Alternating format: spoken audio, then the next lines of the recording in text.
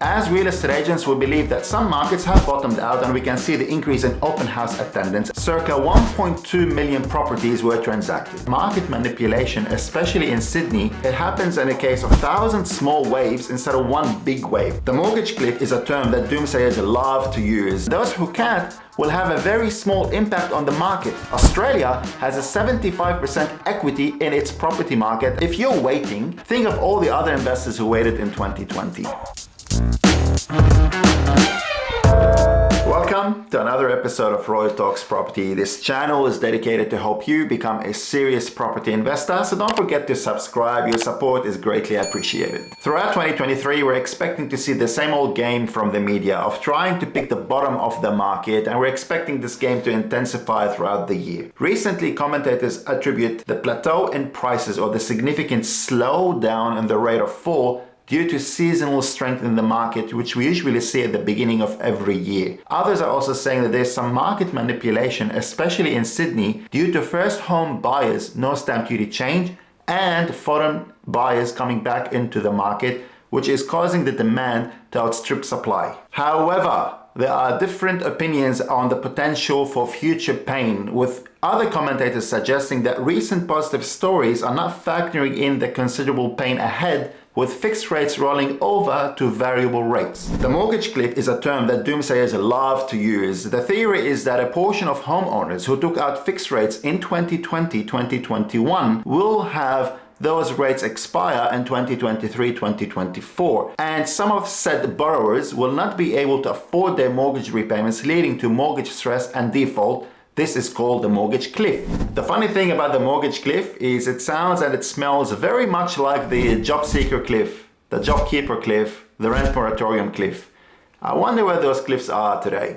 Obviously, most borrowers will be able to tighten their belts and reduce their spending to meet new home loan repayments. If you don't believe this is achievable, keep watching. In 2020-2021, circa 1.2 million properties were transacted. The rates at the time were around 2%. Interestingly, those buyers at the time were assessed at 5 to 6% interest rates. 2023 interest rates are sitting around 5.5% now, which is the rate that most 2020-2021 buyers were assessed at the time. So the writing is on the wall. Most homeowners can afford today's interest rates, and those who can't will have a very small impact on the market. Here's why. Because the Australian property market is worth around $10 trillion today. Guess what the LVR on our property market? It's 25%. Australia has a 75% equity in its property market, and they only owe $2.5 trillion out of the $10 trillion market. So can a small portion of the market have any impact on our massive $10 trillion market? If you're waiting, think of all the other investors who waited in 2020. In many markets today, sellers are unwilling to meet the demand, and enough buyers are ready to meet the tight market at the current prices. John McGrath, drawing on data from many different agents that he has around the country,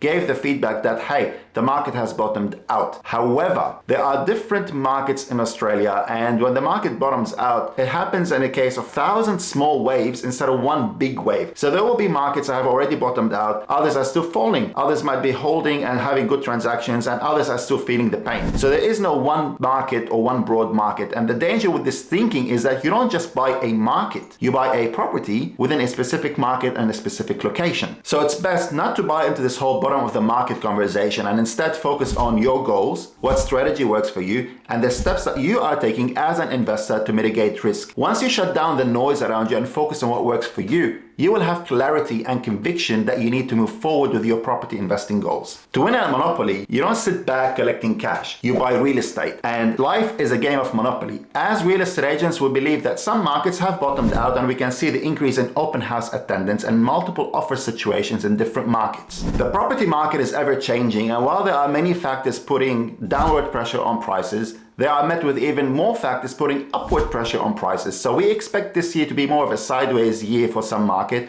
and a great year for more affordable markets across Australia. If you want to find out more about which markets we are targeting for 2023 and why, check out this video. Thank you so much for watching. I appreciate your support, and I'll talk to you again soon.